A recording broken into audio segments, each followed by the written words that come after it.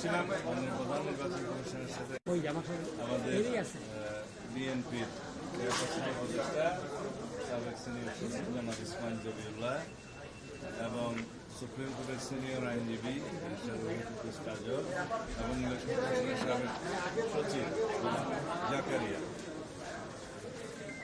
আমরা কিছু গুরুত্বপূর্ণ বিষয়ে এবং কিছু আইনি বিষয়ে আচরণবিধির কিছু বিষয়ে আমরা কথা বলতে এসেছিলাম। কয়েকদিন আগে আমাদের সিনিয়র নেতা স্ট্যান্ডিং কমিটির মেম্বার জনাব নজরুল ইসলাম খান এসেছিলেন আরও একটি গুরুত্বপূর্ণ বিষয়ে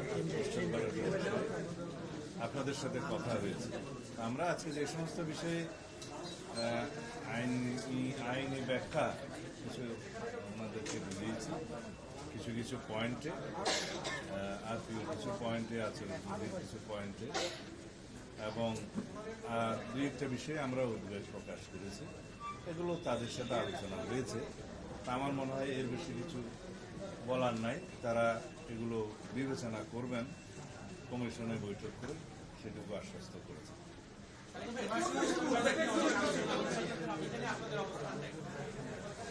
এগুলো পুরান বিষয় আবার বলতে হয়।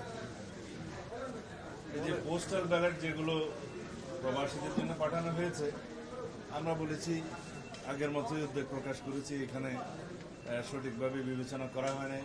যারা এই পোস্টাল ব্যালট প্রণয়নের কাজে ছিল এবং প্রেরণার কাজে ছিল বা এগুলোর বিষয়ে যারা দায়িত্বপ্রাপ্ত ছিল তাদেরকে ব্যাখ্যা দিতে হবে, ইলেকশন কমিশনকে ব্যাখ্যা দিতে হবে।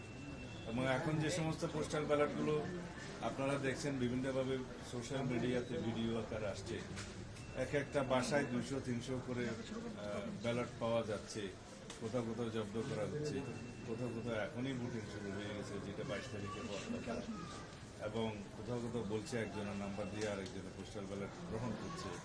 এইভাবে অনেক কিছু অনিয়ম হয়েছে। যেহেতু বাংলাদেশে প্রবাসীদের ভোটদানের এই নিয়মটা এই প্রথম এক্সারসাইজ হচ্ছে, এখানে কিছু ভুলভ্রান্তি থাকতে পারত, তবে যে ভুলভ্রান্তিটা হচ্ছে এখানে আমরা ভিক্টিমাইজ, আমরা ক্ষতিগ্রস্ত হচ্ছি এবং একটি নির্দিষ্ট রাজনৈতিক দলের পক্ষ হয়ে কিছু কিছু এখানে কাজ হয়েছে বলে আমাদের ধারণা, এবং সেটা প্রকাশিত হয়েছে। আসলে ধারণাও নয়, সেটা প্রমাণিত হচ্ছে। এখন আমরা বলেছি এই বিষয়ে আপনাদেরকে পরিষ্কার ব্যাখ্যা দিতে হবে। এই প্রবাসীদের কাছে যে সমস্ত ব্যালট পাঠানো হয়েছে, কীভাবে পাঠানো হয়েছে, তারা কীভাবে ভোট দিবে, ওখানে কীভাবে স্ক্যান করবে, আর এক জায়গায় যদি 200-300 ব্যালট পাওয়া যায় সেক্ষেত্রে কী ব্যাখ্যা দিবেন, পররাষ্ট্র মন্ত্রণালয় কী ব্যবস্থা নেবে, এই সমস্ত বিষয়ে আমরা আলাপ করেছি। তারা তাদের ব্যাখ্যাটা দিবে না, তাদের ভাষা মনে হয় আজকেও দিতে পারে, কালকেও দিতে পারে, তাদের সময় মতো দিবে।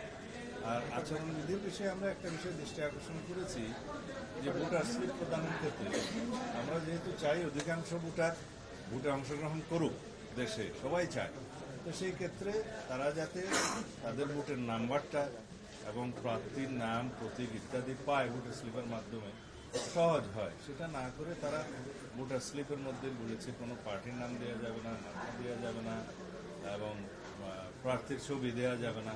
এগুলো আমার হচ্ছে পুনর্বিবেচনা করার দরকার। আচরণবিধি যেহেতু ইলেকশন কমিশন নিজেরাই এটা পরিবর্তন করতে পারবে, সুতরাং এই বিষয়টি বিবেচনায় নেয়া।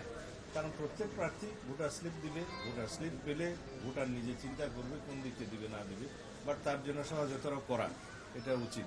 আমরা নির্বাচনকে যেন কঠিন না করি, সহজতর করে এবং অধিকাংশ ভোটার যেন ভোট দিতে পারে। আরও দু একটি বিষয় আমরা আলোচনা করেছি, সেটা প্রেসে বলা ঠিক হবে না। আমার মনে হয় আমাদের উদ্যোগগুলো আমরা জানিয়েছি, আলোচনা করেছি। আর যে সমস্ত বিষয়গুলো এখন আপিল শুনানিতে চলছে, এই বিষয়গুলো যেহেতু অনেকটা আমরা বললে এটা সাবজুডিস হবে, সেই জন্য আমরা এখানে আলোচনা করছি না। আমাদের লয়ার আছে, উনি এগুলো অ্যাড্রেস করবেন। আমার মনে হয় আমার আর কিছু বলার নেই। এই বিষয়টা এখানের সাথে রিলেটেড না, অন্য কোনো বিষয় থাকলে বলো।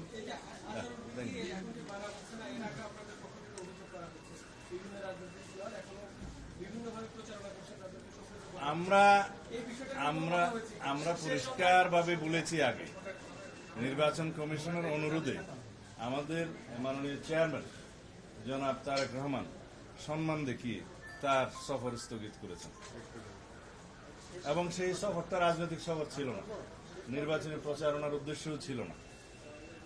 2024 সালের গণ অভ্যুত্থানে শহীদ তাদেরকে বিনম্র শ্রদ্ধা জানানো, কবর জিয়ারত করার উদ্দেশ্যে ছিল। আমরা আচরণবিধির কারণে নয়, নির্বাচন কমিশনের অনুরোধে সেটা আমরা স্থগিত করেছি। এখন বিভিন্ন রাজনৈতিক দলের গুরুত্বপূর্ণ নেতারা বিভিন্নভাবে যে সমস্ত বক্তব্য দিচ্ছে এবং সেটা ভিডিও পাওয়া যায়, তাতে করে নির্বাচন আচরণবিধি লঙ্ঘন হচ্ছে। কিন্তু এই ব্যাপারেও আমি দেখছি যে নির্বাচন কমিশন নির্বিকার। তা আমরা আশা করব তারা এগুলো অ্যাড্রেস করবে। ধন্যবাদ।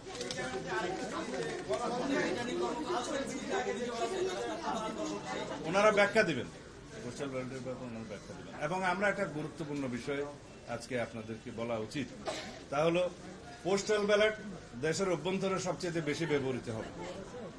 সেজন্য আমরা বলেছি যে সমস্ত নির্বাচনী এলাকায় যে কজন প্রার্থী থাকে তাদেরই তো মার্কা দিয়ে নাম দিয়ে ব্যালট হয়, সেই একই ব্যালট যেন সংশ্লিষ্ট নির্বাচনী এলাকার পোস্টাল ব্যালট হিসেবে ব্যবহার করা হয়। এ ব্যাপারে আমরা সুস্পষ্ট আমাদের প্রস্তাব দিয়েছি, কারণ সমস্ত মার্কাগুলো দিয়ে তো পোস্টাল ব্যালট সব কনস্টিটিউয়েন্সিতে পাঠানোর প্রয়োজন নেই এবং সেটা দেশের মধ্যে সম্ভব নয়। আমরা প্রত্যেকটি নির্বাচনী এলাকার ক্ষেত্রে সংশ্লিষ্ট সকল প্রার্থী যারা থাকবেন তাদের নাম এবং মার্কা সহকারে যেটা ইউজুয়াল সাধারণ ব্যালট হবে, সেই একই ব্যালট প্রত্যেকটা নির্বাচনী এলাকার পোস্টাল ব্যালটের ক্ষেত্রে ব্যবহারের জন্য আমাদের একদম স্পষ্ট প্রস্তাব আমরা দিয়ে গেছি। আশা করি সেটা তারা গ্রহণ করবেন, যেহেতু এটা যৌক্তিক, তারা বিবেচনা করবেন।